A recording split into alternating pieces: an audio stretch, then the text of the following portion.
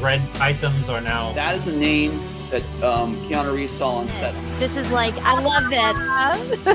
So, you know, it kind of works. What's awesome about the tour is people like you. Good. I love the applause. That's cool. There we go. Hi, Joy. Everybody, welcome. We are so excited. Are you ready to get the show on the road? Let's go. Hello, everybody. This is Tania Joy with Beauty for Ashes. I am so excited. One of my favorite companies, Mfinity, just merged with one of the best called Canaway. And we're going to bring you some more information about that merge and the amazing new products that are coming your way. But before we get into that, I want to remind you about the Esther's Timeless Pack, because now there's a new way to order this on the website. So here's what the website's going to look like. It's still very easy. You're going to now go to b4a.canaway.com and then go up and scroll down through the products, find the Mfinity Timeless Box, which you know I've called the Esther Timeless Box. Add it to your cart and don't forget to put it on auto ship. You are going to love these products. This is the highest antioxidant available with the muscadine grapeseed oil.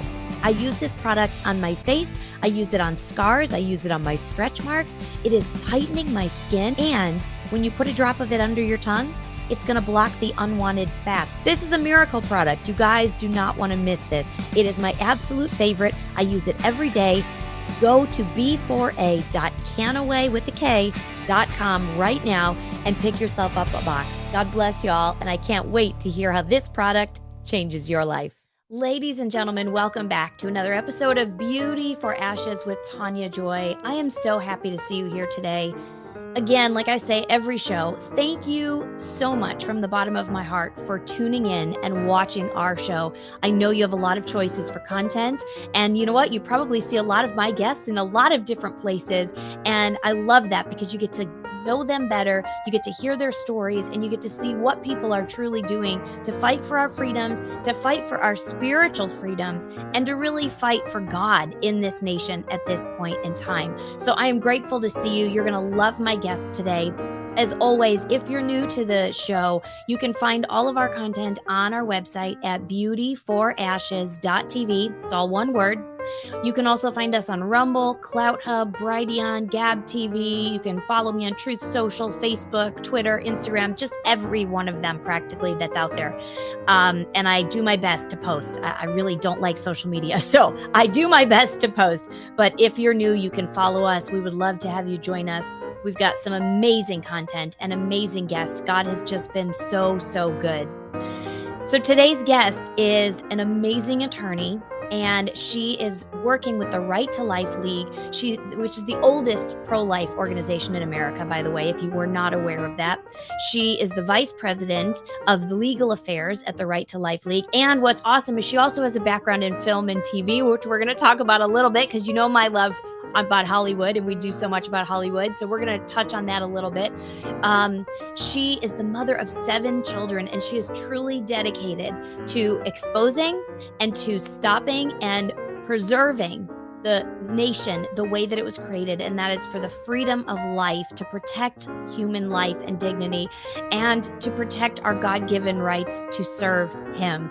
And so we are thrilled to welcome her today to the show. We're going to talk about a lot of things. We're going to talk about some different laws that are getting ready to be passed, that are being passed. We're going to talk a little bit about the midterms and what we just saw, and this hot topic of abortion, as well as the transitioning and gender dysphoria issues that are just rampant, as you know.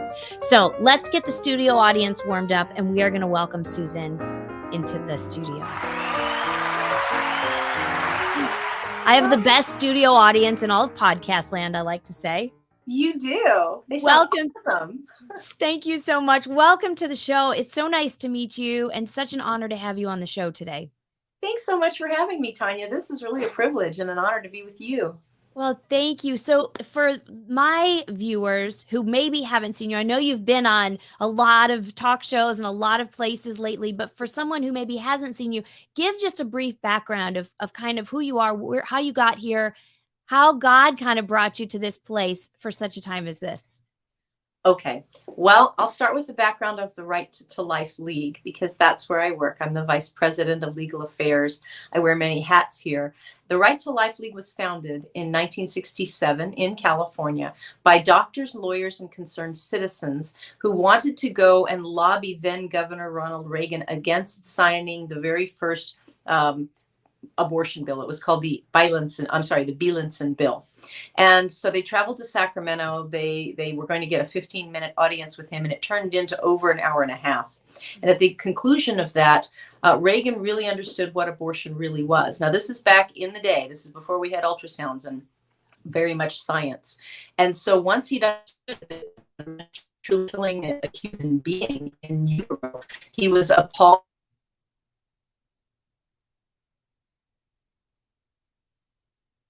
Whoops. Just went blank.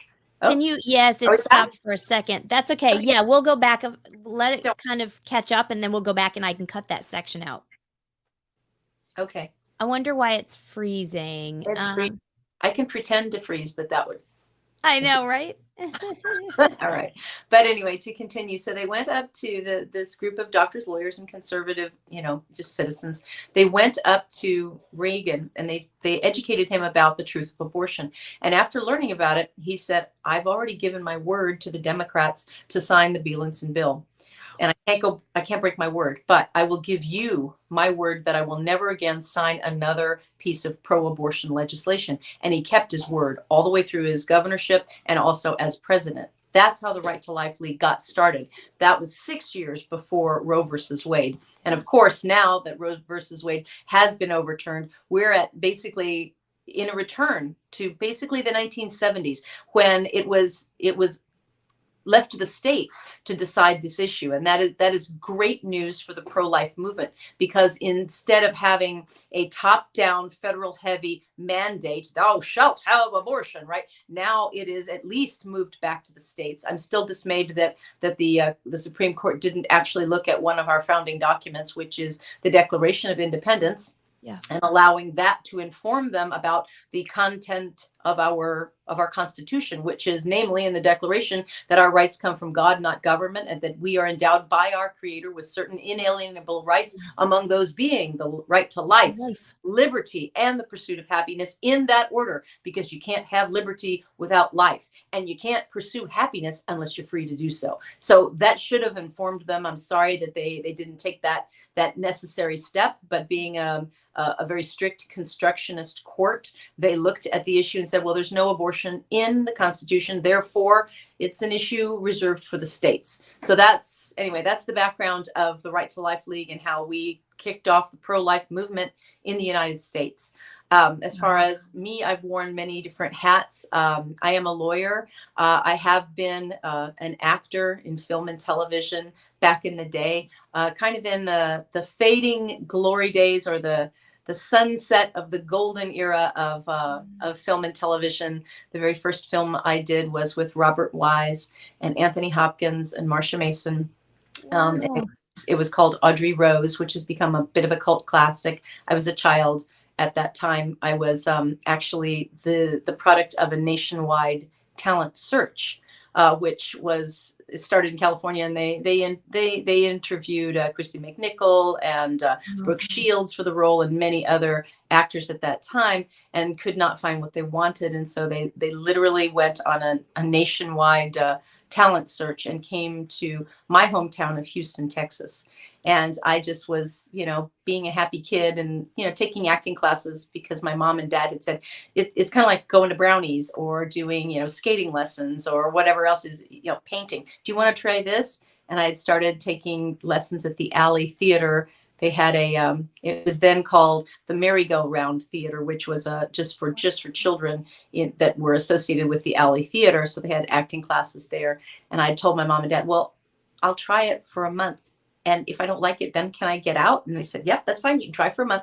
But I loved it. I was having a lot of fun. And so they came to the Merry-Go-Round Theater, Robert Wise did, and auditioned me and some other girls from at that time, and then gradually brought me out to California for a screen test when they still did that back in the day, because people look different in lights and camera angles. And sometimes the camera just does not like you. And sometimes it does. So they went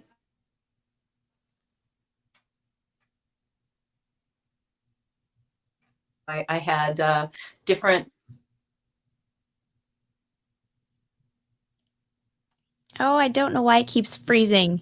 Yeah, we're freezing. I know, that's so weird. I don't know what it is. I'm gonna shut down a few Reset. windows. Okay. That's Should I okay. wait? Am I freezing too, or just you? No. Mm-mm. You're fine. Okay. You're good. Well, hopefully it'll if there's moments where it's like that, I can crop them out. Oh. Uh-oh. Technical difficulties. Is it still frozen?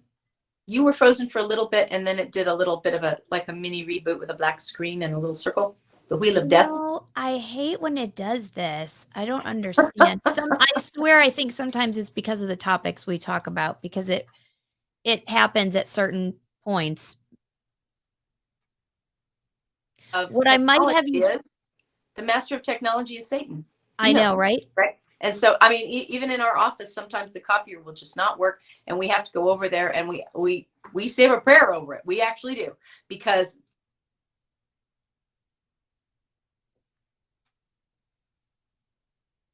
difficulties. And I'm not surprised that you're freezing again.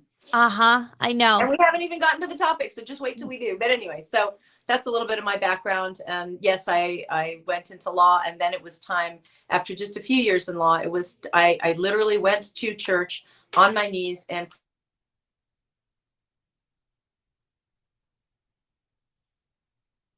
indeed. So I learned that I was pregnant, and I knew it was time to leave law and be a mom.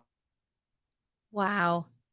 You know what? It keeps doing this. I'm almost wondering, do you want to log out and log back in? I'm not going to stop the recording if you can hear me. I can hear you, but I can't see you. You're freezing. Oh, now you're back. All right. I just can't figure out which side it is. I'm gonna try and reboot my I'm gonna connect to my hardline internet. Okay. And maybe just log out and come right back in. Okay, so Hold on, wait, before you do that, let me write your cell phone just in case if something happens so that I can text you. What's your number? 818-625-1477. Well, let's see. Is it working now? Maybe it's working. Let's just keep going. All right. All right. I just closed a bunch of windows, so we'll just see. So that's really awesome, though, that you were in Hollywood back at that point in time. And really, especially as a child, you were very fortunate to get in and out safely. I mean, because yes, I was. It's not you know what we've learned. Yeah, what we've learned now. My mother was always with me on the set. But the other thing was the individuals that I worked with, like Robert Wise, like Mel Stewart, these were princes. They were wonderful men and women. They really, really were. These were really solid, creative, honorable people, really, truly.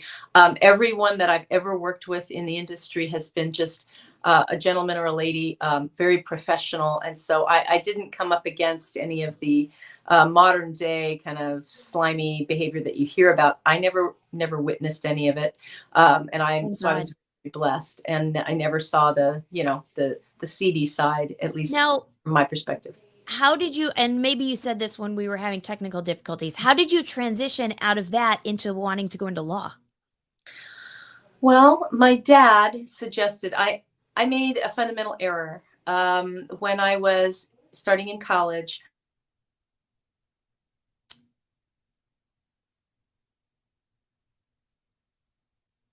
Are you back?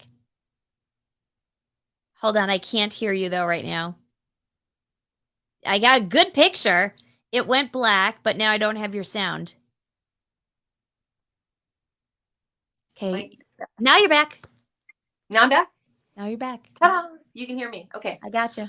So anyway, I hate talking about me. No, you're doing good. It's good because you know what? These little bits really help people to kind of relate and go, wow. So I was a freshman in college, and I was being represented by the Gersh agency. It's now called TGA. but the Gersh agency is one of the heavy hitters in LA.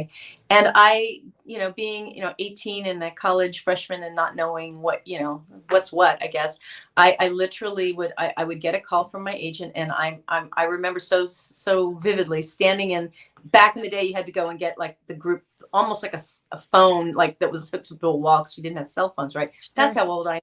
Anyway, so you would answer the phone, and it was my agent. I'm literally standing in a towel because I just got out of the shower, and he said, "Well, you've got an interview at such and such," and I said, "Oh, well, I can't. I have a midterm." And I could just hear, now as older and more wise that I am now, I could just hear him just rolling his eyes, going, "Okay." So here I was turning down interviews. And that compromises an agent. How does an agent start putting you out there? I mean, you can do that once when you say, "Okay, I'm sick," or "I've got one big thing." Okay. But when you're putting your education in school ahead of your job, right? What are you supposed to go to college for, by the way? Oh, to get a job. You're supposed to be in college, by the way, all of you people who are in college, you're supposed to be building skills there so that you can function in the real world. And that's the purpose. It's not indoctrination. It's not to get you to change your mind and hate your parents because they're conservative, by the way, just saying. But I didn't understand that, oh, well, I already had a career. I had a career that most people would never. I was in that top 1% or 2% of talent where I was actually being sent out for interviews and getting them. And here I was just scuttling my own career by telling my agent I can't go. So that was my stupid bad, because, when you're 18, you don't have wisdom.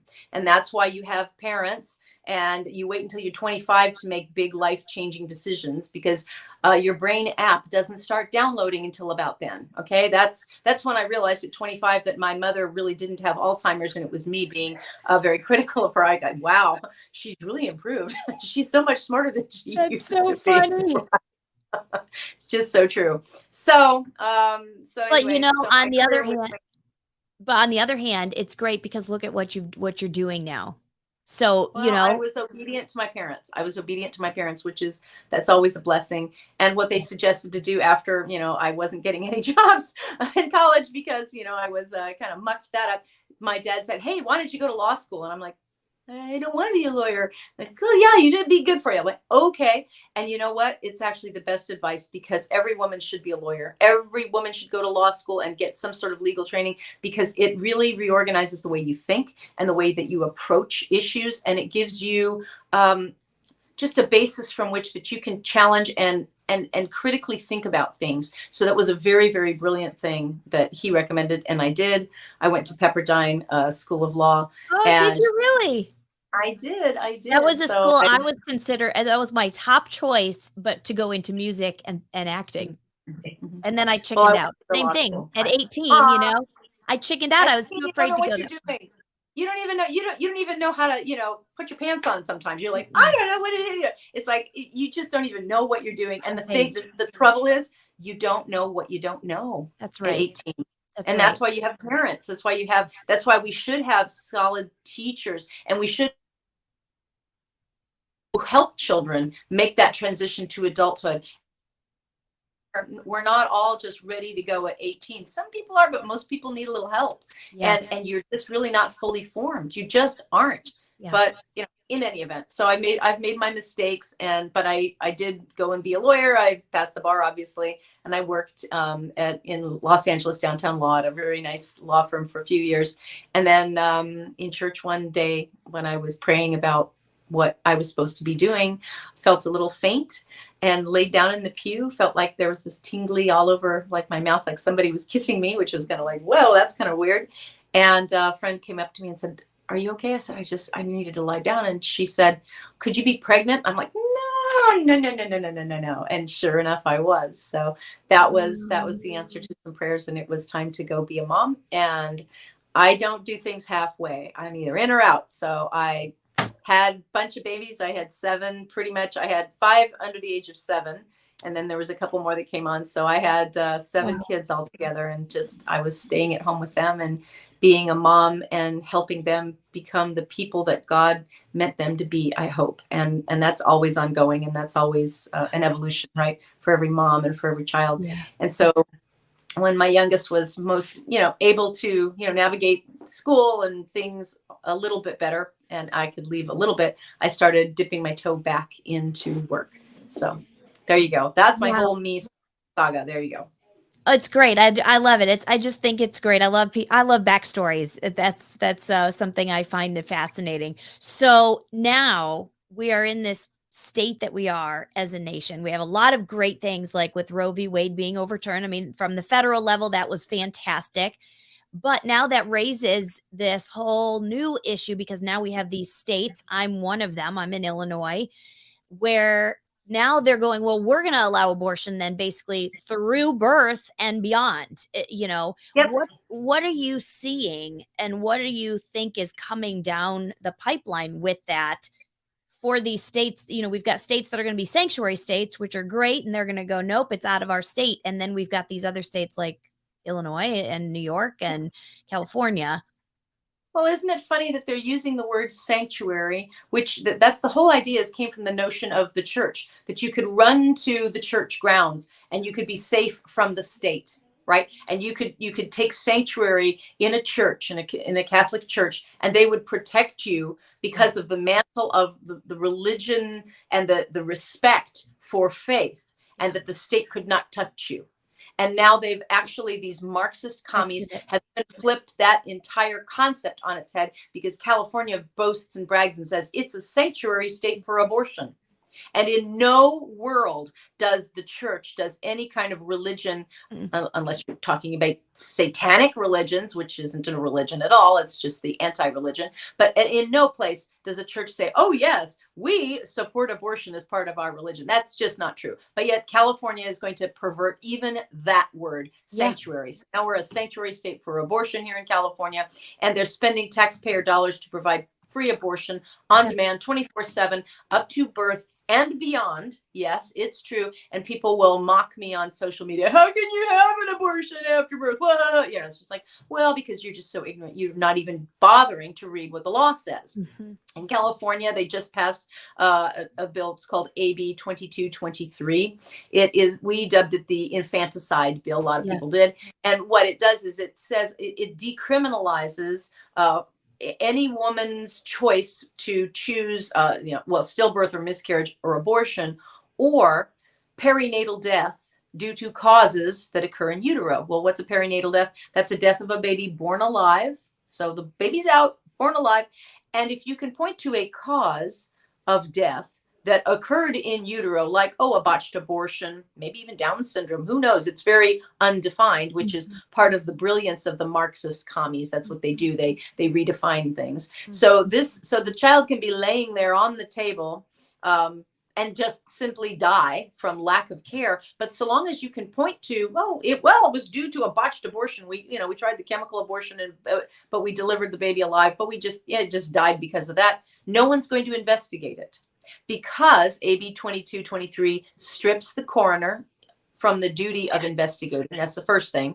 And the second thing it does is it sets up a private cause of action for the mother and anyone who assisted her. Not just the abortionist, not just the nurse, not just anyone. So the next door neighbor who bought the abortion pills and handed it to her, anybody who assists her, they will have a private cause of action to sue you for merely threatening to investigate and find out, why did this baby die? Right? And even asking that question, even up to maybe 2 or 3 weeks. We don't know, because the term is not defined. Right. We do know in California that the term perinatal, the perinatal period, extends through the first month of life. Gosh. So you know what? I mean, you can see, it is possible under the law to have a 3-week-old baby born, has already been out for 3 weeks and just dies. And so long as somebody can point to a cause that occurred in utero, the people who show up at the place, I don't know, the EMT, the first responders, maybe it's the pediatrician, and says, gee, why did this baby die? Well, you're not allowed to ask. It's like, don't ask, don't tell for abortion. That's AB 2223. And of course, my mind goes to, this is setting up the world to then be able to basically allow euthanasia for children or for anyone. Absolutely. Because human sacrifice. Human sacrifice. Because at what point, so what, this goes to 44 weeks, 43, whatever. Well, then how hard is it to the next turn to come out and go, we're going to extend that because, you know, maybe you, like you said, maybe you're going to have a Down syndrome child or autism. I mean, we know that in the next decade, actually less than a decade, there's a risk that what the numbers are showing, we're going to be 1 in 2 children with autism. So now all of a sudden a baby is 2, they get diagnosed with autism, and now, well, you know, you can murder them. Well, it's all the concept is, and this is the real battle. We're talking about inconvenient people. Yeah. Right. These people are inconvenient to us. Look, I mean, I have little rescue dogs and they are inconvenient. I rescued them because it was during COVID and their master had died from COVID and their family wouldn't adopt them. And no, they're not house trained. So yes, they're inconvenient. Okay. But we do it. We don't want to kill the little dogs. But here we're at the point in a nation where we're thinking about killing babies because they're inconvenient, because I'm not going to be able to, you know, get my SUV or have my career or whatever it is, or get my education, whatever it is, right? That's what we're talking about. And when you start thinking, look, what is the basis for, in law now, what is the basis for our country? The basis for our country from our founding fathers, our documents, is that right to life. Again, the right to life, then liberty and pursuit of happiness, in that order. We are founded upon this Christian notion that God bestows life, and that along with life comes free will, that these are fundamental gifts from God, and that's what makes human life sacred, that God imbues life into human beings. Otherwise, if it's not important that God, you know, created humankind, right, then we're not anything better than puppies that we experiment on, Dr. Fauci. You know, anything else, right? So that's the fundamental nature of our Constitution. Says it is a profound respect based in morality, in God's law, for an individual's right. And what abortion does is it erodes that individual right. Abortion is the existential threat to our constitutionally based system of government, to our republic. Yep. And why do you think, from a legal perspective, because we know that's in the law, that's there, that's a protection, how are they getting around this to even pass these laws and these new? Because the pro-abort radical Marxist communists are now in positions of power, and they keep playing games with our language. Like, we've just gone from, you know, we don't call pedophilia anymore. We don't call it what it is, which is you're diddling children, and that's abnormal, and you've got a problem, and you need to be controlled or counseled. No, we're now redefining it as a minor attracted person. So we're using these are word games it's very Orwellian, and it is exactly and always has been what Marxist communists do. They redefine things to make it sound better. And then, of course, the abortion cartel has spent decades marketing the lie that abortion is health care. That was started by Margaret Sanger, who was a very proud eugenicist.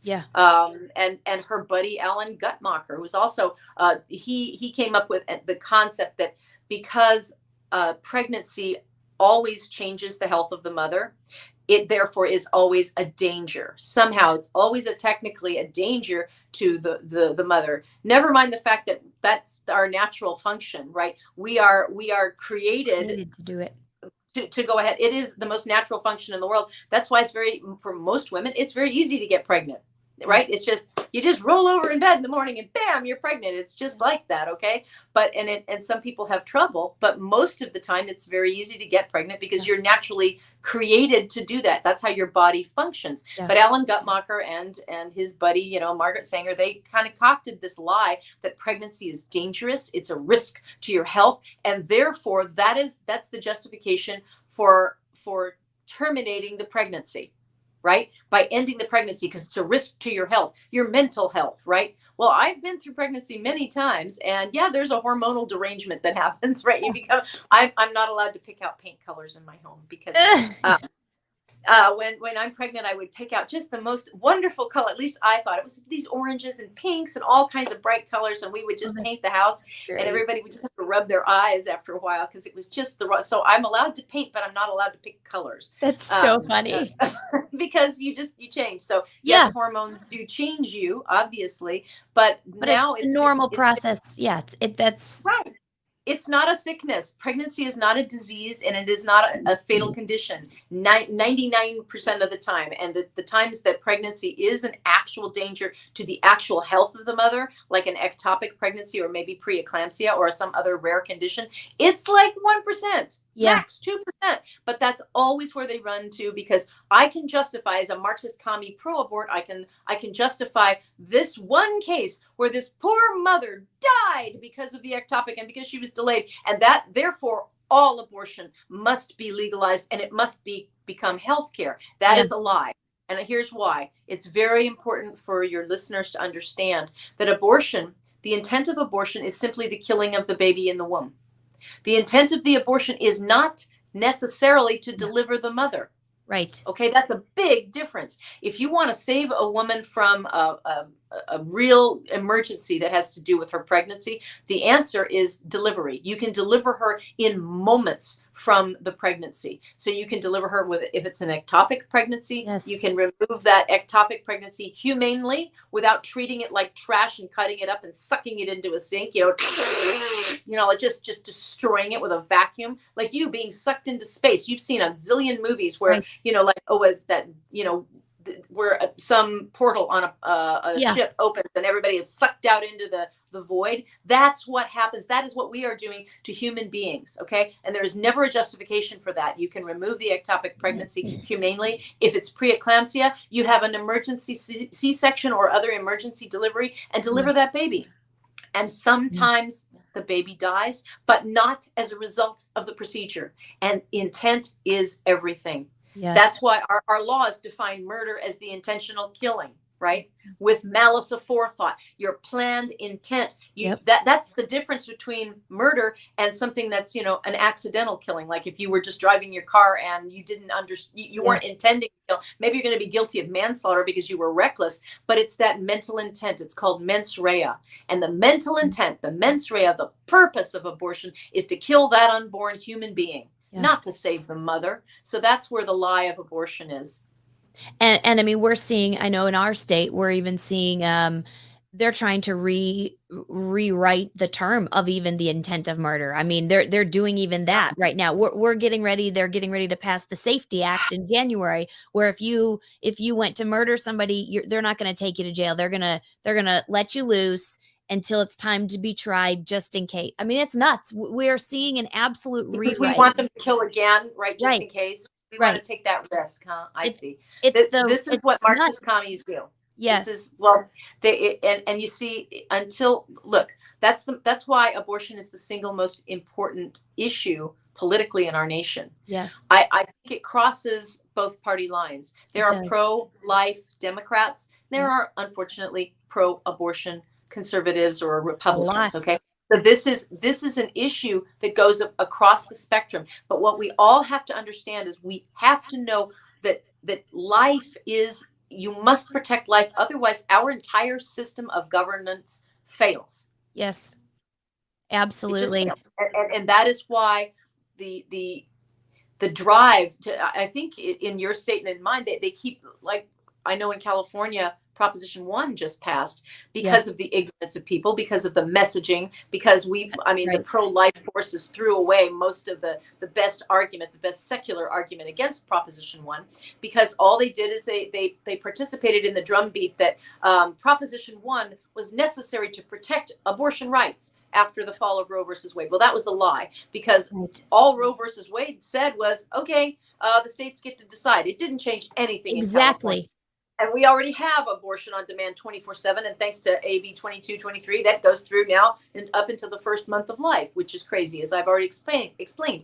But people didn't seem to understand that Proposition 1 said something very different, something that's never been defined. Here's what California's Proposition 1 says. It says the state shall not deny or interfere with an individual's reproductive freedom in its most intimate decision-making, including abortion and contraception. Okay, reproductive freedom. Well, what does that mean? Well, we know, according to Prop 1, that it includes abortion and use of contraception. But that must mean there's more, because it's including. It's like saying, like a telecommercial, but wait, there's more. Well, what else is there? They won't define term. That term, reproductive freedom, is not defined in law, in case law, or by the proposition or in statutes. This is a new term. It's an Orwellian term being introduced into our Constitution by these Marxist commie pro-aborts to expand reproductive freedom. And it sounds so good, doesn't it? The state shall not deny my reproductive freedom. That sounds like I can go out and have as many children as I want or as few as I want, right? It's up to me, and the government's not going to interfere with my reproductive rights, kind of like what China does, right? The recently, the one child policy. We're not going to be like China. So it sounds good. This is all messaging and marketing, right? But when you look at that, you say, well, reproductive freedom, if there's no definition of what that means, what could it mean? We know it's abortion and use of contraception, but what about polygamy or incest? There are laws in the books, and have been there, health laws for decades, hundreds of years, that said, yeah, you can't marry your sister and you can't sleep with your mother. But what if I'm a pedophile? I'm a minor attracted person. That's part of my reproductive freedom, is it not? To be attractive and enjoy, that relationship with that 14-year-old boy.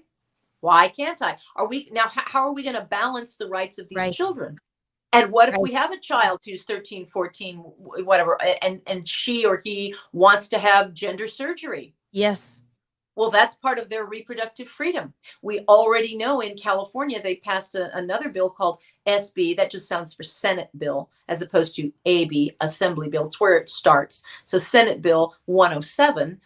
Senate Bill 107 says that the state of California can take custody away from parents from anywhere, from a child that comes into our state or already in our state. So any child can come into our state or be brought into our state. Can you say trafficking, right? So as soon as the child comes into our state, the state of California can take custody of that child and can give the child gender surgery, hormone blockers, and not even notify the parents, so that they're truncating the parents' rights in a state like Illinois or Louisiana. So let's say some pedophile creep, right, 40-year-old has gotten his 14-year-old friend pregnant, right? Yeah. Brings the child out and to California and can have any kind of gender surgery done on that 14-year-old, so long as the 14-year-old's happy with it, I guess, right? What does this mean? Yeah. It means the parental rights, and none of this is defined, and we don't know how far this is going to go. In fact, the proponents of Proposition 1, when pressed by Kevin Kiley, who was an assemblyman, or was he a senator? I'm sorry, and he's now in Congress. He pressed them, and it's on YouTube. He said, "Well, what does this mean?" They said, "Well, we don't know." So they themselves don't know what we have done now in California by injecting this into our Constitution. We are empowering judges to determine what reproductive freedom means. And so it's now going to be interpreted. It's no longer we the people. You see, it's not us coming up with an initiative that said, this is exactly what we want. This is the absolute anathema to what Roe versus Wade's overturn meant, which is the people will decide in their state. Well, now we've just handed it over to a bunch of judges again. And we don't know where it's going to end. If it's going to end with polygamy, right? Because if you're attracted to your mother, why can't you marry her? Why can't you have sexual relations with your daughter or your cousin? Or why can't you go ahead and have gender surgery? It's all about expressing yourself and experiencing your reproductive freedom. And we don't know what that's going to mean. And there's oh my gosh, there's so much that's going to lead to. Let's take a quick break, and then I want to come back and dive into that, because my mind is kind of reeling of legally so many repercussions that it seems that they have not even considered. So hang tight, everybody. We will be back in just a moment. Hello, I'm Mike Lindell, and in light of the recent events, your continued support means everything to myself and my employees.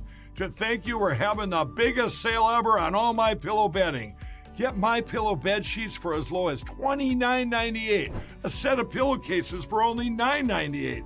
In this economy, instead of buying a new bed, rejuvenate your bed with a MyPillow mattress topper for as low as $99.99. We also have blankets in a variety of sizes, colors, and styles, like plush, waffle, or gossamer, for as low as $29.98. We even have pet blankets from small size to the ones for your car.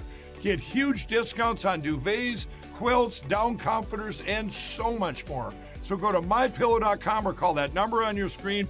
Use your promo code and you'll get huge discounts on all MyPillow bedding, including MyPillow bed sheets for as low as $29.98. Get all your shopping in while quantities last. Please order now. Government-induced inflation, taxes, rising interest rates, political instability. All of these can have a crushing effect on our investments, often causing the stock market to go down. But they can also cause gold and silver to go up. Hi, this is Dr. Kirk Elliott. Buy gold, buy silver, buy now, but buyer beware. Precious metals companies are not created equal. As a PhD economist, I have been in the financial, economic, and precious metals business for 3 decades. The philosophy of my firm is people over profit. I encourage you to read my bio to learn more about me at kirkelliottphd.com. Now is the time to own physical metals in an IRA, 401k, and outside of a retirement plan. Don't let the government destroy your hard-earned assets any longer. Call 720-605-3900 or visit kirkelliottphd.com. All right, welcome back, everybody. This is just such a hot topic.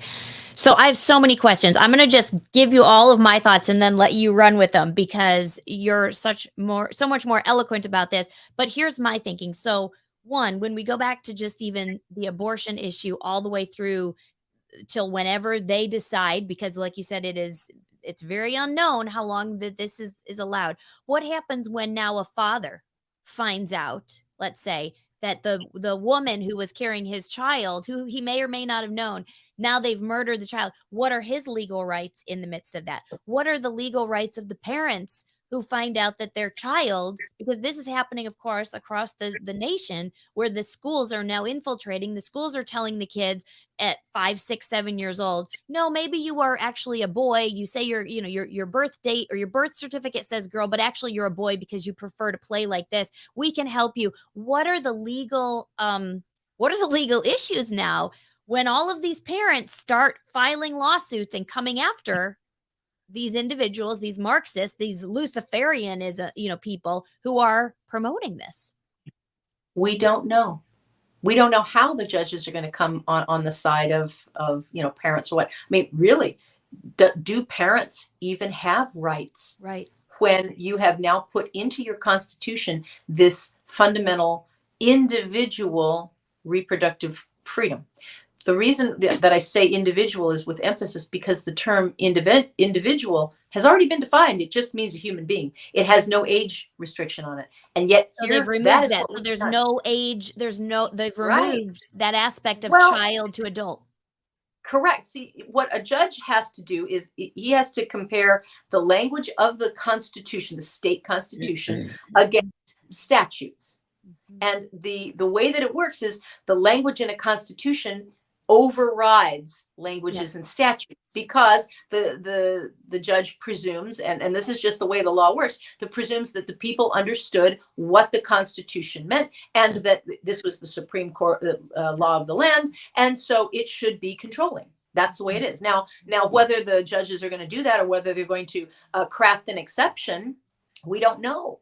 But the interesting question that you raised that not a lot of people have focused on is, what about the man's reproductive freedom? Right. Will men now have a fundamental right to reproduce? Well, how are they going to do that? Are they going to go to the state and say, you can't deny me a surrogate or someone who will breed a baby for me? I mean, how is that going to work? Right. Well, I mean, and then what about men who have fathered a child and she wants to kill it? Right. Yeah. She wants to abort it. Yeah. For a very long time, no one has been caring about men's reproductive freedom ever. Right. Because he's some sort of domineering chauvinist who's gotten this girl pregnant and isn't supporting her, etc. I mean, the whole lie. Yeah. Right. So men don't have reproductive rights already. Right. Yeah. And I would caution men, just as like I caution my boys. I say, never give that kind of power to some woman to kill your children. Yeah. And it's a real simple process. You just keep it zipped. You just say, I'm not going to do this today. And you know what? If you just can't get that girl out of your mind, you better just marry her, because then at least you have legal rights. because marriage is a contract. And at least then you'll have some standing in a court to be able to say, no, we are married and we wanted to create a child. We, did the necessary steps. And now I want to assert my parental rights over this child. So you can't abort her. We haven't had that come up yet, but we need it. But That's surely, surely that's what we're headed towards, because I've seen kind of that uptick of men going, we're standing for the father's voice. You've seen it. We've been seeing it at the abortion clinics, where the fathers are going, this was my child and nobody talked to me about this. I can only imagine. I mean, we know that Satan is out after the seed of man. That has been the goal since, right. And he's now turned the head of the woman to kill the seed. Yep. And you know what we need? We need a class action lawsuit brought by men against Planned Parenthood and all of these different places that are denying them their reproductive freedom. But the thing is, at the end of the day, by focusing on the man's right or the woman's right, we're missing the biggest right of all, which is the right of that child. Yeah. And again, we're back to the fundamental focus. There is a child here involved in this, and it begins at the moment of conception. Yes. It is unique DNA. It is a unique human being, and it has a right to life because of God. God does not make mistakes. People do. God doesn't. That child has a right to life. And until we are recognizing that child's right, then all of these arguments back and forth about, well, a woman's right to self-determination and bodily autonomy, blah blah blah, or a man's right to demand that his child be protected and subjugate the woman, blah blah blah. All of those are the two sides of the argument, and both of them miss the fundamental part of this, which is this is individual human life, and I don't have control over your life. And you shouldn't have control over my life. That's what individual rights are all about, that recognition. And yet, for some reason, we're omitting that one most important life of all, which is the one in the womb. Yeah. And it's unbelievable. Now, I'm curious. I remember hearing this kind of an argument, and I'm curious legally if this is still the case. If, let's say, a woman is pregnant, she's on her way to the abortion clinic, she gets hit by, in an accident or by a driver or somebody, and they kill her and the baby. That person, I remember at one point, would be liable for 2 murders or for 2 deaths. Is that still the case in many situations? I have to look up. Each state law is going to be different. Would be different, because that to me was always the interesting. You're acting about intent, right? It was her intent to kill the baby, but she hadn't done it yet, so they're still there. Right. So, and that this is all the crazy that comes out of failing to recognize the existence of another human being. We've done this 150 years ago. We did this. It was called the Civil War. We failed to recognize the inherent rights of an entire group of people just because they had black skin. Yeah. Just because they had black skin.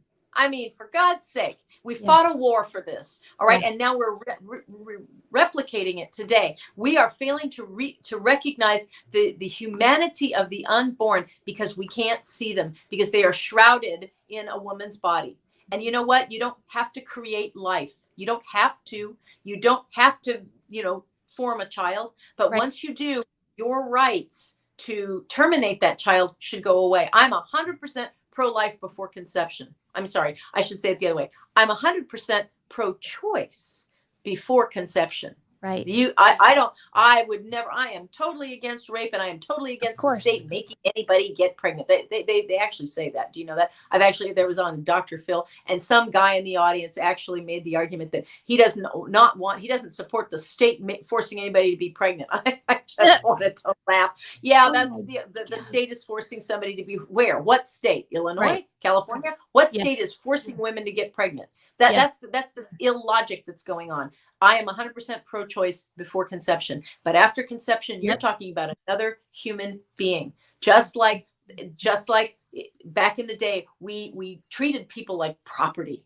Yep. They were no more than cattle, and we would buy and sell them because of the color of their skin, and that was wrong. And we fought a war, and over 600,000 Americans died to correct that. And now we've had in this war, we've had 63 million victims, at least that we know of.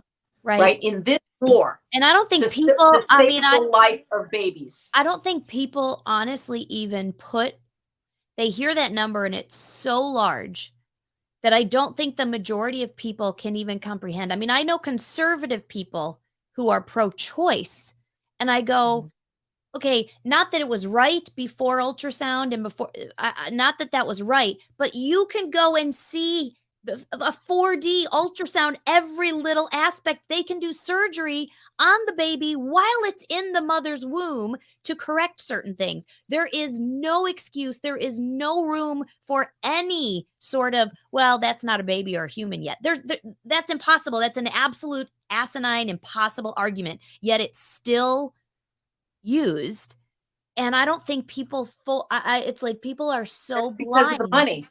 The money. It's because of the money. The abortion cartel is incredibly powerful. Look, they've been harnessing federal dollars to get this done. You know, the worst of it is these abortion providers, they bill the mom. Yeah, right. Here they are. They have this crop. They're getting state funding, sometimes federal funding, right? But they're getting state funding to provide these abortion services. And they're billing the mom. Now, at least in California, there's no copay, but they're profiting off of these mothers, and then they're selling the baby parts. We know that from the David Leiden films. Right. We know that because UCSF is in California, University of California, San Francisco. They're doing research using baby body tissues, kidneys and brains and livers, and actually genitalia. We got the document. We got, as they would say, we've got the receipts. So this is this is true trafficking. This is trafficking and sale of human body 100%. Parts. And that's why we don't want that abortion cartel to stop, right? Yeah. This is a flow of money, and they fund very, pro-abort candidates to make sure that the money flow continues. And we have to have a steady supply of these little babies to kill and harvest like a grizzly crop. That's exactly what's happening across our nation. And look, Planned Parenthood is losing market share. They're losing it in two ways, because Roe versus Wade has been overturned and 27 states enacted some sort of restriction on abortion, whether it's 15 weeks, 6 weeks. Oklahoma starts at any abortion. So they've lost half the market share right there. Yeah. And the other place where they're losing market share is with the chemical abortion. They're losing market share to big pharma, right? So it's Mifeprex and misoprostol. That's the drug combination. And this is in a country where we're all about organic. Like, I have to have my organic chicken. Isn't that nuts? Yeah, right. And now, but you can take a pill every month. Well, there's two kind of pills you can take. Most women are taking some sort of hormone blockers already to make sure that they don't even conceive a child, right? Those are hormone blockers right now, and there's $bazillion made in that. And then on top of that, if somehow life finds a way, right, then we have another set of chemicals for a chemical abortion. So they're making all kinds of money. But Planned Parenthood is doing the surgery. They've lost market share. Yeah. So they are absolutely defending their turf the best they can to make sure that all of these stores, basically their abortion stores, these clinics, stay open to provide the tissues that all of these researchers need. That's what's going on. That's, this is a huge money laundering system. And I mean, maybe they were doing this before, but it seems to me that when Roe v. Wade was federally overturned, that it seemed like out of nowhere, all of a sudden, Planned Parenthood is now pushing all of this surgery for the transgenders and the hormone blockers. Now, maybe they were doing that before, but to me, it seemed like it was a switch overnight that they lost that. So now they're going towards this. You're not wrong. They did. They started investing in transgender surgeries as well and pushing that, because it's a business, and it's big business. I know Fox News has reported on it, just how universities are now. And look, 20 years ago, it wasn't a thing, but now we've got social media. So look, this is marketed. All of this, these reproductive systems are being marketed to the next generation to get them to buy into. It's no different than just selling cosmetics and implants and whatever it is for women's businesses, right? To make for makeup or anything. It's a multi-billion-dollar business, and now so is this reproductive freedom market. Whether it's gender surgeries, whether it's hormone blockers, whether it's chemical abortions, whatever it is, so that you can celebrate your reproductive freedom. This is all. That's another thing, is how come we don't know what the state might be on the hook for funding or supporting infertile couples right to try new medications to conceive. We don't even know. This might blow up a budget, but all of this is targeted to continue the money flow, the money laundering through the abortion cartels and drug systems, so that we can continue this unholy sacrifice of human life, because human life is now fungible. It is a product. It's a product that's funding science. And that is why this is not going to go away until we start looking at who our representatives are. And the only way that I know to find really solid, people who will defend life are finding those who are standing up for life in the womb. That's it. If they're not going to come out and say, yeah, I'm absolutely pro-life from the moment of conception, and I want to protect that baby's life in addition to saving the mothers, right? We don't want to kill mothers. Why would we ever do that? So of course, but there's so many people who said, well, I'm personally pro-life, but I don't want to push my views on someone else. So I do support a woman's right to choose. I just want to ask them, okay, well, are you pro-rape? Because, I'm not pro-rape, but maybe I should not project my anti-rape on anybody else. So I guess we should allow men to rape because that's their choice, right? I mean, this is such it's such crazy. It's so crazy. It's stupid. It's insulting. Either you have values or you don't. And if you have values, you need to stand up for them. And the candidates who did, the pro-life candidates who ran toward that issue in several of the states, won big. And that's why we know the other lie that these Marxist pro-aborts are trying to shift. They're trying to say that the midterm elections were affected negatively by the abortion issue. That's just a lie. There were many, many factors that went into it. And we also know, because of the results in several states, that, well, first of all, never mind the ballot harvesting. Let's just set that aside. Yeah. But for all of the ones, the candidates who ran toward the life issue, pro-life, they won. So don't believe the spin that, oh, well, abortion cost us the election. It's like, nah, that's not true. Too many factors, and we won't really even know until we have transparency in the voting system and we've cleaned up our ballot. Correct. Yeah, right. Exactly. Because I mean, I think it like in Arizona. I mean, I have friends that are down there that are on the ground, working with Carrie Lake and Mark Fincham's, a friend of the show. He's been on a couple of times. I mean, those are two individuals that are fighting for transparency of election. They're fighting for the life of our children. They're fighting for all these things. But the deep state, these Marxists, they know it. And so they are just doing everything. They're trying everything to cancel them and to shut them up. I don't think it's going to work, quite frankly. I think we're in a day and a time where all of this, especially with when Roe v. Wade got overturned at that federal level, got pushed back to the states. I think that was a sign from God that like we are on a switch now. We are on, like, we're still climbing up that mountain, but we're on a turn. We're heading in a new direction. And I hope and pray that people are going to continue to wake up and that people start to read the Constitution and read the Declaration and actually understand, because that's part of the problem. People don't even understand what's in our documents that give us these rights. They don't read them. I mean, the schools don't teach them anymore unless you go to law school. And some of the law schools, I don't know if they're even teaching the depths of this. It's like, that's what we have to get back to. That's our foundation. That's like our blueprint for how we live in this nation. If we don't understand that, how can we even get up and walk out the door in the morning, That's why we've got to get back to education. That is why it's so important for pro-life people to get involved in the education process in their schools, challenge their school boards, their school districts, and city councils. That's where this grassroots movement we have to reclaim our schools for life and our city councils for life and our counties. And that's how we have to do it, because education, we have spent 30 years or 40 years teaching kids that life doesn't really matter, that you've just got to experience everything, fisting. They're teaching all of this abnormal behavior, pedophilia, all of this stuff, this self-satisfaction, right? Yes. All of this in our schools, and they're not teaching them. We're not even allowed to mention the 10 Commandments. We're not even allowed to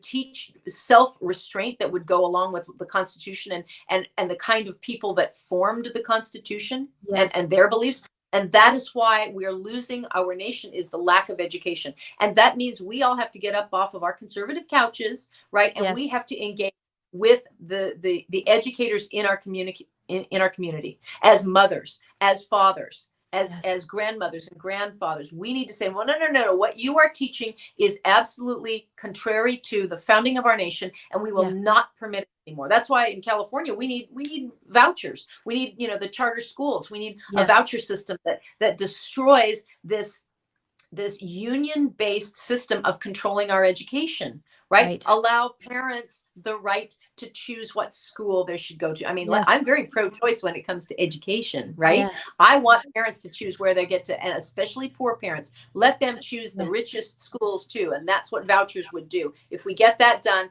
that you watch. If we can, that's how you end all of this, is you take on the teachers union and the huge union base, because they want to control that. If you run against that, if you can put on a ballot educational freedom, you watch how much money they would spend to defeat that. Yes, how much it would be. All they have. That's because that is how you control the minds and hearts of the next generation. And we are fighting that battle, and we're losing it because too many of us are too afraid to stand up for life and say, no, of course life is the most sacred thing on the planet. Of course it is, and we need to defend it. And what are you thinking? Of course you can't kill a human being because it's inconvenient to you. You can't, because it's wrong. Yeah. And you can say that word. Yes, you can say it's morally wrong. We have to have that strength to say it, and we have to have the educational security to say it well, and know what we're talking about, and point to the Bible, point to the Constitution. That's right. At the right to life. Well, I love it. I mean, I love it. Arguments. It's right there. I love that it's in our founding documents, because you can really take that and go, we're not even talking about the Bible. We're just talking about what's written in our founding documents. We don't even have, I mean, we know that this was given by God and it's still written that way, but literally it's right to life. That's in our documents. Now, before we get finished, I want to make sure we can give as many resources for people that want to get involved in their state, because even though you're not in my state or another state, your organization is nationwide. People can get involved at every level, particularly in these states that are claiming to be sanctuary states. We need to get involved heavily. Yes. So we're developing a module that will help people in, just in their local neighborhoods or whatever, engage for pro-life. That's what we want to roll out for 2023. But it's very important to stop this Marxist commie, pro-abort ideology in California, because that's where it started way back in 1967. and it rolls over. And California is the template, and it just keeps rolling across the country. Yeah. That's why they're infecting their constitution with the words reproductive freedom, which blows the roof off of not just abortion, as we've talked about. It's transgenderism, it's hormone blockers, it's parental rights. So that's why we need foot soldiers here. And that's why the Right to League started. And we are going to continue fighting these bad laws. So you can go onto our website if you want. It's righttolifeleague.org, righttolifeleague.org. You can find the news that we're, news and events. You can donate if you want to, because and here's something else that the Right to Life League does that no one else does. A lot of people will educate about abortion, and a lot of people will fight bad laws, but there's no one else that defends these pro-life clinics, centers, and maternity homes all up and down the state. And when I say defend, here's what I mean. They need resources. They need to understand, well, what are the corporate compliance laws in California that I need to be concerned with? What about my medical licensing? What about the the latest laws that, or hiring or employment? All of those things, they change a lot. And well, what do I do? Well, that's what the Right to Life League does for our member clinics, centers, and homes. They call us and say, well, I don't understand. What do I have to file here? What do I have to do? We help them. We provide funding, we provide ultrasound machines, we provide whatever it is they need to keep their doors open so that they can minister one-on-one to these abortion-minded women, and they can give these women hope and say, you don't have to kill your baby. You really don't. We will help you. We will walk with you side by side, big sister, and partner with you through the whole thing. And if you don't want to be a parent, we'll help you find adoption. We'll do whatever it takes. You just don't need to kill your baby. And these are individual, small organizations, little corporate, nonprofits. And you know what?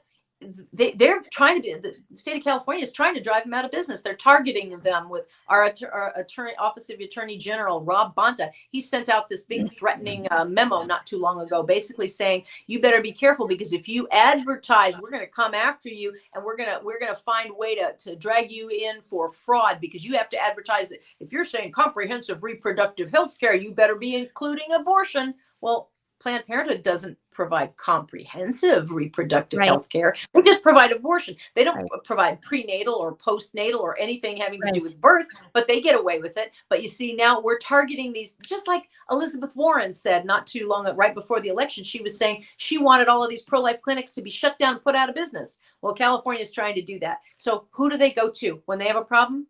Yeah. They call the Right to Life League. So that's how you can help. You can help Wow. keep these pro-life clinics and centers and homes open in California so that we can continue battling back against the lie of abortion, and Yeah. that we give alternatives to women so that they can choose life. Because about 75% of women, this is according to Guttmacher Institute, right? I think it's 73% of women who chose abortion did so because they felt like they didn't have any other choice, because Yes. they were financially desperate. They're scared. So we could probably end 75% of abortion tomorrow, right? If they felt that they had resources and somebody had come alongside them and just love them and care for them and help them, right? Because Yeah. they're feeling desperate. They feel like I don't have a choice. I have to choose between rent and having a Right. baby, right? And that is never a choice for abortion. That is the most horrendous thing. Can you imagine that? Being that desperate and afraid?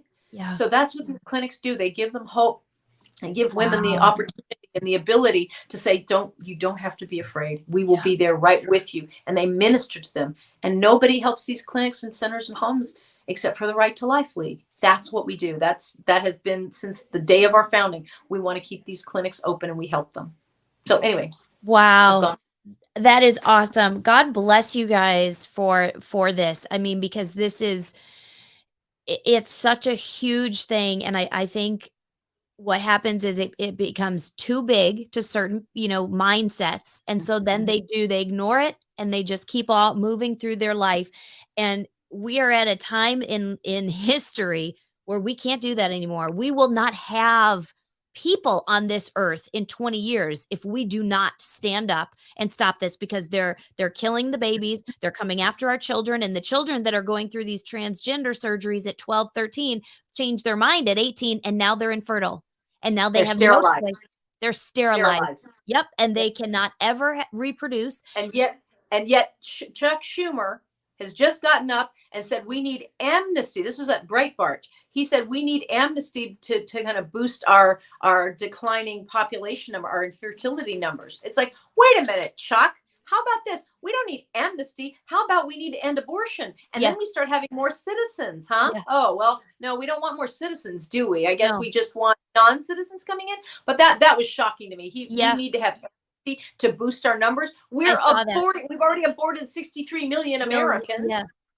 Yeah. If we had them here, we wouldn't have a population crisis, would we? Correct. So, this is all messaging about, this is an industry. You've got to remember, abortion is an industry. It's a big money maker. And somehow it's tied into the politics of it. That's right. And so politicians are benefiting from promoting abortion. They're making money off of it. That's where, where they're getting all their funding. Like you said, it's always, all you have to do is follow the money. And when you follow the money and you see that they're getting all of their funding and kickbacks, and that's why Big Pharma is the way it is the same. Big Pharma supports them, the Planned Parenthood. I am looking forward to the day, and I hope that it's going to be in my lifetime, when we will see everybody, the majority. Of course, we're always going to have these dark Luciferians, but the majority wake up and go, no more. We are not going to allow this on our watch. We've it's already coming. It's coming. We've accomplished it at the federal. We've seen it. This is the result of the justices on the Supreme Court. Yes. That was not accidental. That they were placed there by Donald Trump, former President Donald Trump. So this march toward life has begun, and it is continuing. There's so many women who said, I never thought I'd ever see the end of Roe versus Wade, and yet we did. And so that is coming, and it's sooner than you think. And it's going to happen when enough people say no more. They stand up and they say, no, this isn't going to happen on my watch anymore. I'm going to start getting active in my community. I'm going to start helping out pro-life clinics and centers and homes. And we are going to start demanding that our cities are true pro-life sanctuaries. We're not going to allow businesses in our cities that abort and kill babies and mutilate little girls. Remember a few years ago, we were talking about female genital mutilation and how horrible that is. And now it's okay. Yeah. And now it's okay so long as we're talking about reproductive freedom. Right. So we all have to start standing up and doing our part. So whatever you do something today. I don't care what it is, but you pray on it first. You pray and you say, how can I help these babies today? How can I help organizations near me fend off these attacks from these anti-life forces? Yeah. And listen very quietly, and you'll get an answer. Yeah. And if you still really don't know what you can do, you can go onto our website, which is righttolifeleague.org, righttolifeleague.org, and check us out and see what else we can help you do. Maybe in your state, maybe you can start doing some of the things we're doing in your state to save babies and start respecting our Constitution and the fundamental right to life that we all deserve. Amen. Absolutely. And we're going to have the links below in the show notes. So you don't even have to remember, or all you have to do is click the show notes. So just scroll down, look below the video, click the link. It's going to take you right there. Susan, thank you so much. It was such an honor to have you on the show, and man, such good information. And y'all, please share this. We have got to get this information out. People have to be woken up. We're still at that place. So please share this with your friends and your family. Do something. Do not just take this as information. That's one of my biggest beefs with all of the shows. You have got to take action. So I just encourage you to do something with this information today. Thank you all so much for joining us. God bless you, and we will see you on the next episode. Bye, everybody. Thank you, Tanya, and God bless America. God shed his grace on thee and crown thy good with brotherhood from sea to shining sea. God bless you all, and may God continue to bless America.